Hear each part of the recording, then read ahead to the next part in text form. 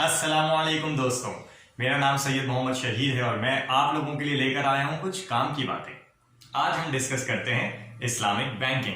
दोस्तों, इस टॉपिक के ऊपर बहुत सारे लोग अपनी मुख्तलिफ राय रखते हैं। कुछ लोग कहते हैं कि इस्लामिक बैंकिंग और कन्वेंशनल बैंकिंग में कोई फर्क ही नहीं है। कुछ लोग कहते हैं कि कान इधर से पकड़ो या उधर से पकड़ो, एक ही बात है। कुछ लोग कंफ्यूज्ड हैं कि फिक्स प्रॉफिट लेना चाहिए या प्रॉफिट वेरी करता हुआ लेना चाहिए। तो आज हम कोशिश करेंगे कि इस वीडियो में आपको कुछ बेसिक कॉन्सेप्ट दे दें जिससे आपके लिए ये तय करना आसान हो जाए कि आपको किस तरह की ट्रांजैक्शंस करनी चाहिए। दोस्तों, यहां सबसे पहली चीज समझने की ये है कि आपने बैंक के नाम से कंफ्यूज नहीं होना। बैंक सिर्फ और सिर्फ एक चार दीवारी का नाम है जिसके अंदर कारोबारी मामलात हो रहे हैं।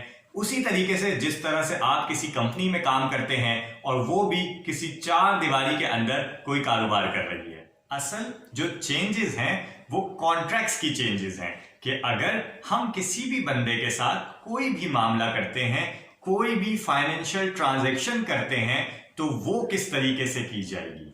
तो आज हम बात करते हैं कि किस तरह के कॉन्ट्रैक्ट्स आप करें तो वो सही हो जाएं और किस तरह के कॉन्ट्रैक्ट्स आप करेंगे तो उससे नुकसानात हो सकते हैं। चाहे वो किसी बैंक के साथ मामला करना हो या किसी आम इंसान के साथ मामला करना हो, कॉन्ट्रैक्ट का सही होना बहुत जरूरी है। आइए हम एक एग्जाम्पल से समझते हैं कि किस तरह की ट्रांजैक्शन आपको करनी चाहिए और किस तरह की ट्रांजैक्शन से अवॉइड करना चाहिए। लेट्स सपोज आपके पास कुछ कैश मौजूद है या आपने कुछ सेविंग कर रखी है और आप चाहते हैं कि इसके ऊपर मुझे कोई ना कोई नफा हो जाए, कोई ना कोई प्रॉफिट मिल जाए। तो आप दो तरीकों से ये प्रॉफिट ले सकते हैं। पहला तरीका, आप इन सेविंग्स को लेके किसी मैनेजर के पास जाएंगे, किसी कंपनी के पास जाएंगे इन्वेस्ट करने के लिए। यही चीज आम आदमी बैंक के पास चला जाता है क्योंकि बैंक के पास ऐसे प्रोडक्ट्स होते हैं जिसमें वो अपने कस्टमर्स को फायदा दे सके। दोनों ही बैंक, चाहे वो इस्लामिक हो या कन्वेंशनल हो, अपने कस्टमर के पैसे को आगे कंपनीज में इन्वेस्ट करते हैं। इस इन्वेस्टमेंट से बैंक्स को नफा होता है। ये नफा कुछ पोर्शन बैंक अपने पास रख लेता है और कुछ अपने कस्टमर्स के साथ शेयर कर लेता है।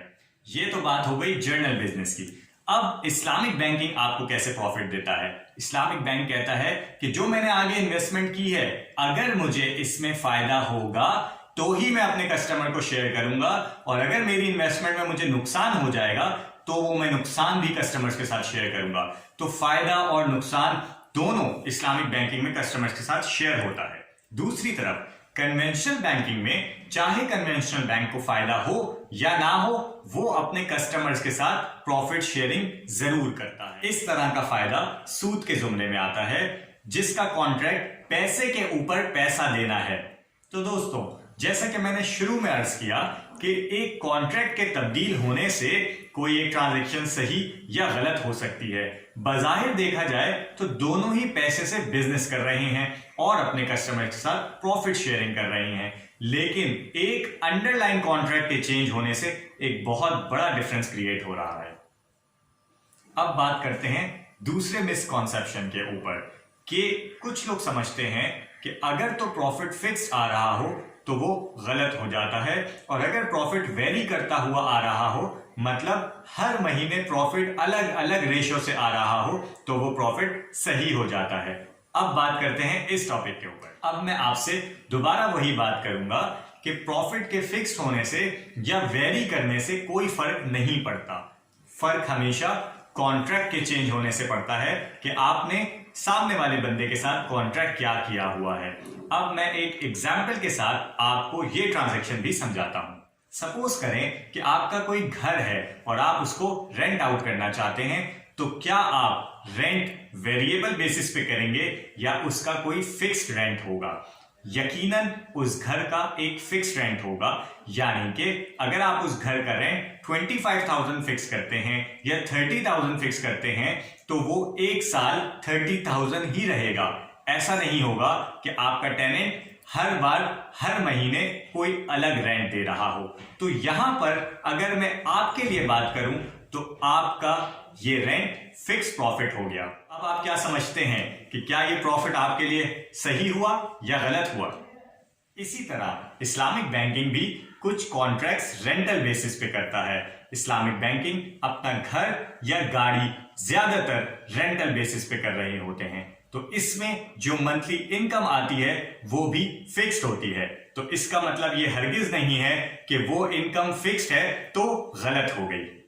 दूसरी तरफ अगर मैं कन्वेंशनल बैंकिंग की बात करूं तो उसकी ज्यादातर ट्रांजैक्शन पैसे के ऊपर पैसे बनाने के ऊपर होती है। वो कोई ओनरशिप नहीं लेता, वो कोई फाइनेंसिंग रेंटल बेसिस पे नहीं करता। अगेन मैं आपसे फिर कहूंगा कि मेजॉरिटी जो गलत और सही का फर्क है वो अंडरलाइन कॉन्ट्रैक्ट की बेसिस पे है कि आप अपने कस्टमर्स के साथ क्या कॉन्ट्रैक्ट कर रहे हैं। इसका मतलब आप किसी भी बंदे को चाहे फायदा दे रहे हैं चाहे नुकसान दे रहे हैं, वो किस मद में दे रहे हैं। दोस्तों अब बात करते हैं तीसरे मिसकॉन्सेप्शन के ऊपर। कुछ लोग ये सवाल करते हैं कि इस्लामिक बैंक भी 10% का रेट दे रहा है, कन्वेंशनल बैंक भी 10% का रेट दे रहा है, तो दोनों ही अगर 10% मुनाफा दे रहे हैं तो इसमें सही और गलत कहां से आ गया।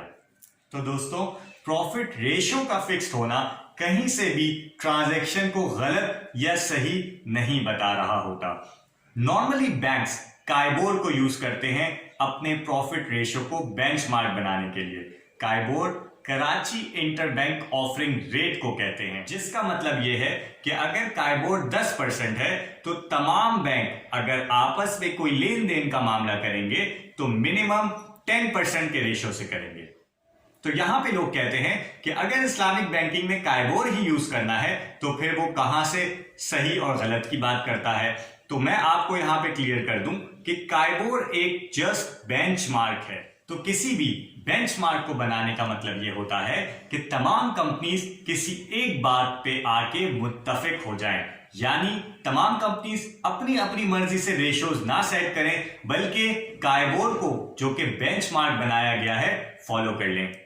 अब एक आखिरी पॉइंट के ऊपर बात करते हैं कि बैंक्स को आखिर नुकसान क्यों नहीं होता। आपने अक्सर लोगों को कहते हुए सुना होगा कि चाहे वो इस्लामिक हो चाहे वो कन्वेंशनल हो, हमें कभी नुकसान तो फेस नहीं करना पड़ा, या बैंकों को कभी नुकसान होता है क्या। तो इसका जवाब यह है कि बैंक्स हमेशा ग्रॉस प्रॉफिट पे अपने इन्वेस्टर्स के साथ शेयरिंग करते हैं। ग्रॉस प्रॉफिट को समझने के लिए अकाउंटिंग का एक कॉन्सेप्ट डिस्कस करना यहां पे बहुत जरूरी है। अगर आपने कभी इनकम स्टेटमेंट बनाई हो तो सबसे पहले सेल्स आता है, उसमें से हम कॉस्ट ऑफ गुड्स सोल्ड को माइनस करते हैं। इसका मतलब हमने कोई चीज सेल की, उसको हमने जितने रुपए में खरीदा वो कॉस्ट हमने उस सेल्स में से माइनस की, तो हमारा ग्रॉस प्रॉफिट आ गया। इस ग्रॉस प्रॉफिट के अंदर कंपनीज के अपने एक्सपेंसेस अब तक माइनस नहीं होते। तो बैंक्स क्या करते हैं, बैंक अपने कस्टमर्स के साथ इस ग्रॉस प्रॉफिट पे प्रॉफिट शेयरिंग कर देते हैं और उसके बाद जो उनका अपना प्रॉफिट होता है उसमें से अपने एक्सपेंसेस बेयर करते हैं।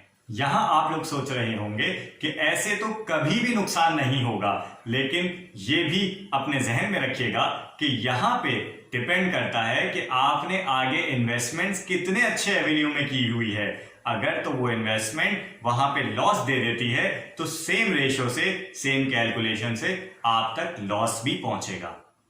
तो दोस्तों उम्मीद करता हूं ये वीडियो आपके लिए इंफॉर्मेटिव हुई होगी और बेसिक कॉन्सेप्ट भी क्लियर हुए होंगे।